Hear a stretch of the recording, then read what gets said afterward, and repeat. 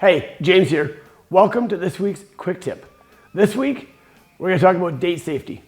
Now, there's lots to talk about online dating safety, but we're going to talk about actually meeting in person for the first time.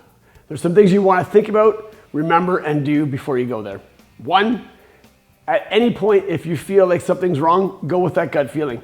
It's probably right, and it's at that point where you're going to want to leave that situation. When meeting for the first time, always meet somewhere in public. Somewhere that's safe, coffee shop, a restaurant, somewhere where there's lots of people around and makes you visible. Pay attention to the person's body language. Body language tells a lot. Now, for your first meeting, both people are probably going to be a little bit nervous. That's totally okay. It's the other things you want to watch for. How they walk, how they're holding their body in position where you're sitting or where you're standing, how they're looking and how they're speaking. These things will be big indicators of how well the conversation is going to go and also how comfortable you're going to be. If you arrive and they've been there before you got there and there's a drink on the table, my suggestion is that you order your own drink. Just to be safe, no disrespect to the other person, but just for your own safety. Watch out for the red flags. These are all the things that should be indicators that things are going not in the direction that you want them to be.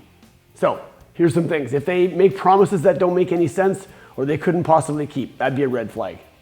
If you say the word no and they keep discounting that word like it doesn't exist, also another good red flag. Listen to the types of questions being asked. These are also super important. If you feel uncomfortable with those questions, either change the conversation or maybe it's time to wrap it up and head out. Make sure you meet somewhere in the daytime if possible, and always park somewhere that's also very visible and in the public. Let a friend or family member know where you are, where you're going, the time you're expected to be there, and the time you're expected to leave. Have them as an out if needed, okay, and also have them check in after a certain amount of time to make sure you're safe and everything's going okay. Don't be manipulated into doing something or going somewhere that you're not comfortable with. Always set boundaries before you go. Stick to those boundaries. It will keep you much safer and in line with what's going on. And finally, just try to enjoy the moment. You don't know if the person you're meeting with will be the person that you'll be with forever or maybe never again. But either way, your safety is your responsibility and also super important. So take care, have a great week, and we'll see you soon on our next quick tip.